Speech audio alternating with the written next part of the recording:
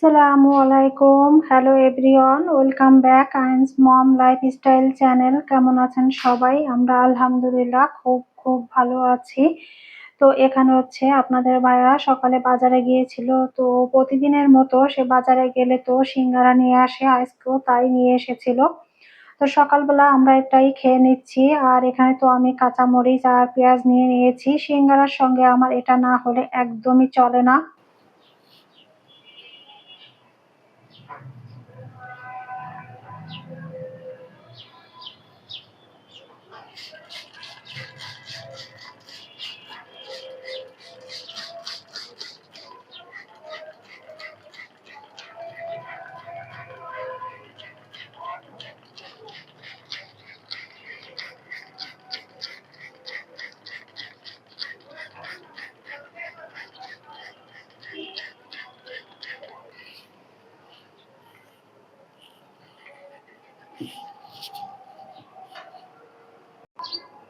বেলি ফুল গাছে যখন সুন্দর এরকম সাদা সাদা ফুল ফোটে, অনেক ফুল একসঙ্গে ফোটে, সুন্দর লাগে। কিন্তু আমার এই গাছে কিছুদিনের মধ্যে বেশ অনেকবারই ফুল এসেছে।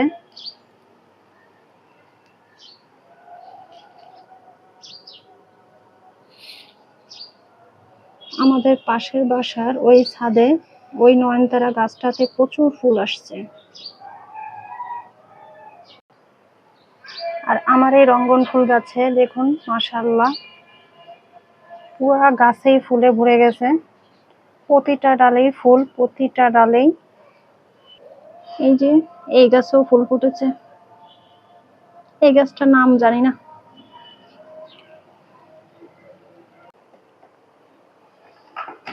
আপনাদের ভাইয়া সকালে বাজারে গিয়েছিল। তো বাজার থেকে কি কি বাজার করে নিয়ে এসেছে চলুন আপনাদের সঙ্গে শেয়ার করি, আর আমিও দেখে নিই যে কি কি বাজার আজকে করে নিয়ে এসেছে। প্রথমেই দেখাই, এই যে আম নিয়ে এসেছে। আজকে হচ্ছে ল্যাংড়া আম আনেনি, আজকে আমরুপালি নিয়ে এসেছে। আর আজকের আমগুলা অনেক সুন্দর আছে। এই যে আমগুলো আগে বের করে নেব।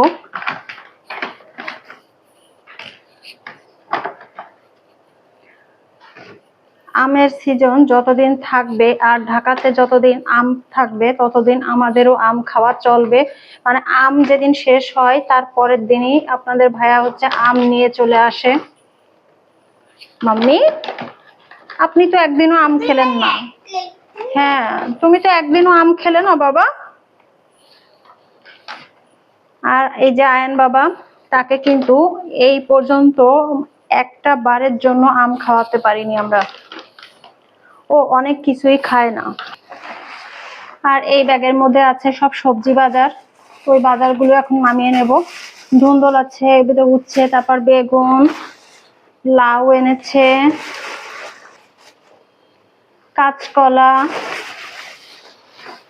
কচুরমুখী, এখানে ঢেঁড়স আছে, পটল আছে, কাঁচামরিচ, মিষ্টি কুমড়া,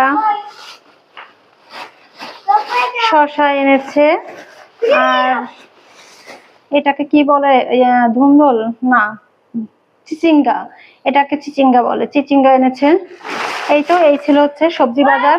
তো এখন হচ্ছে বাজারগুলি আমি গুছিয়ে মাছ আর মাংস কেটে নেব। এখানে ছাই নিয়ে নিয়েছি ট্যাংরা মাছ কাটার জন্য, তা না হলে কাটতে পারবো না। এই মাছগুলো একটু মানে স্লিপ তো।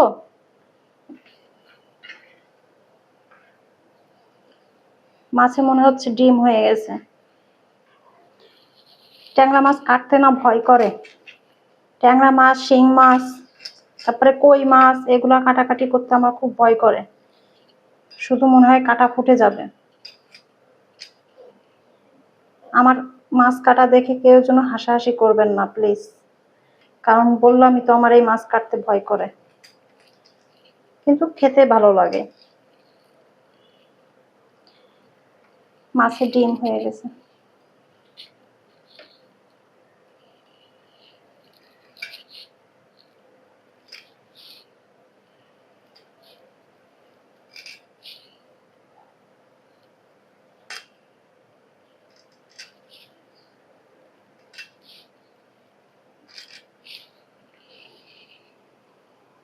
এই যে এভাবে করে মাছগুলো কেটে নেব।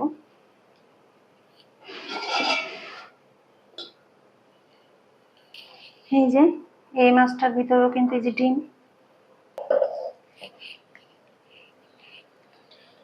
মাছগুলো কেটে নিয়েছি, আর এখন হচ্ছে যে মাংসটা কেটে নেব।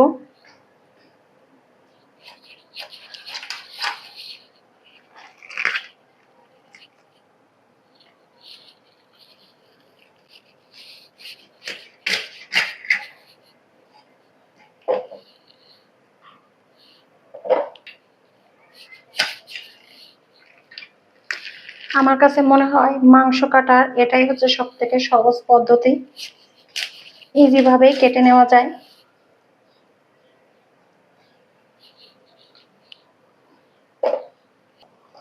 এই যে এভাবে করে কেটে নিয়েছি, আর এখন হচ্ছে ছোট ছোট পিস করে কেটে নেব আমি।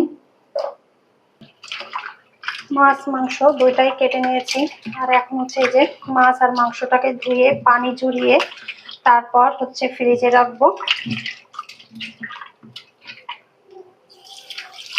ট্যাংরা মাছগুলোতে সবগুলো নেই ডিম।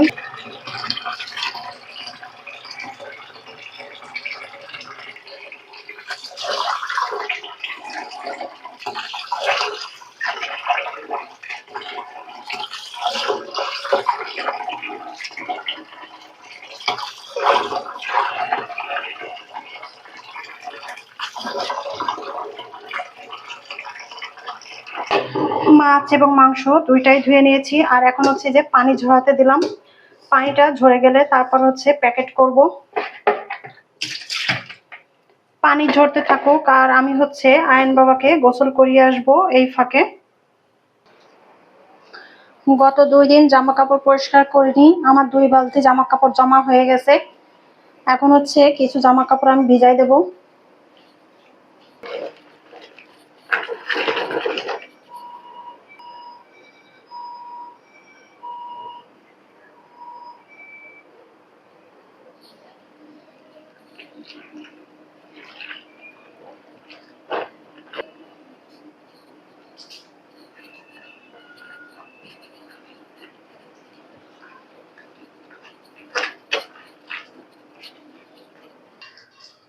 আজকে আমি মুরগির মাংস দিয়ে আর লাউ দিয়ে রান্না করব।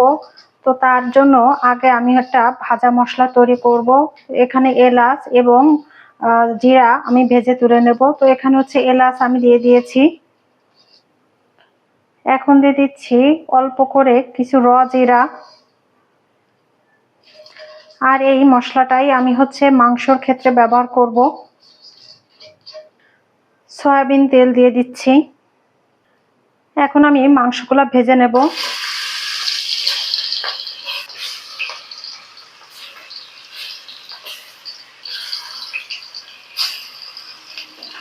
মাংসগুলো ভাজা হয়ে গেছে, আমি তুলে নিচ্ছি। এখন এই একই তেলের মধ্যে আমি পেঁয়াজ কুচি দিয়ে দিচ্ছি। পেঁয়াজটাকে ব্রাউন কালার করে ভেজে নেব। পেঁয়াজটা ব্রাউন কালার হয়ে এসেছে। তো এই যে এখানে আমি হচ্ছে পেঁয়াজ, আদা, রসুন, জিরা, ধনিয়া সব একসঙ্গে পেস্ট করে নিয়েছি। এখন আমি এক এক করে বাকি মশলাগুলা দিয়ে দেব। হলুদ দিয়ে দিচ্ছি, লাল মরিচের গুঁড়া, লবণ স্বাদ অনুযায়ী। আজকে মরিচ একটু কমই দিব, কারণ আজকে একটা আইটেমই করা হচ্ছে, যেটা হচ্ছে আয়ান আর আয়নের পাপা, ওরা দুজনে খেতে পারবে না। দুজনেই ঝাল খুবই কম খায়। ছোট ছোট 3 টুকরা দারুচিনি দিয়ে দিচ্ছি, লবঙ্গ 3 থেকে 4টা, ছোট ছোট 2টা তেজপাতা। এখন মশলাটাকে কষিয়ে নেব। মশলার সঙ্গে মাংস দিয়ে বেশ কিছুক্ষণ আমি কষিয়ে নিয়েছি। এখন হচ্ছে আমি লাউগুলা দিয়ে দেব। কেটে ধুয়ে রাখা লাউটা দিয়ে দিচ্ছি। এখন মাংস এবং মশলার সঙ্গে লাউটাকে সুন্দর করে মিক্সড করে দেব। আর লাউ থেকে যতটা পানি বের হবে সেই পানিটা আগে আমি হচ্ছে শুকিয়ে নেব, তারপর বাড়তি পানি ব্যবহার করব এখানে। আমার মশলা এবং মাংসের সঙ্গে লাউটাকে মিক্সড করা হয়ে গেছে। এখন আমি ঢাকা দিয়ে রাখবো। লাউ থেকে যে পানিটা বের হয়েছিল, পানিটা শুকিয়ে গেছে। তো এখন আমি এই পর্যায়ে একটু পানি দেব, যাতে লাউ এবং মাংসটা ভালো করে সিদ্ধ হয়ে যায়। আবার ঢাকা দিয়ে রাখবো।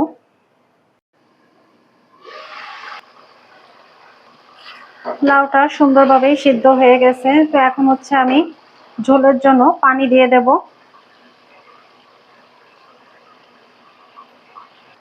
ফুটন্ত গরম পানি দিয়েছি, যার জন্য আমি বেশিক্ষণ আর জাল দিব না, 2 মিনিটের মতো জাল দিব। তারপর হচ্ছে গরম মশলা পাউডার, জিরা পাউডার দিয়ে আমি হচ্ছে নামিয়ে নেব। নামানোর আগ মুহূর্তে আমি কয়েকটা কাঁচামরিচ দিয়ে দিচ্ছি। এটা দিচ্ছি জাস্ট কাঁচামরিচের একটা সুন্দর ফ্লেভার আসার জন্য।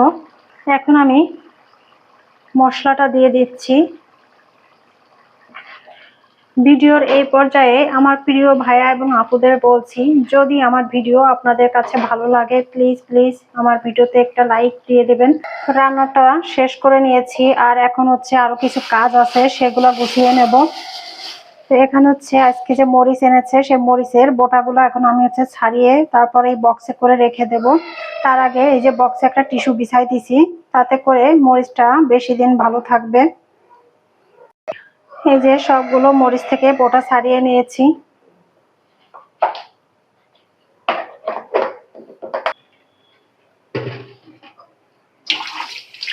সকালবেলা আপনাদের ভাইয়া ডিম নিয়ে এসেছিল।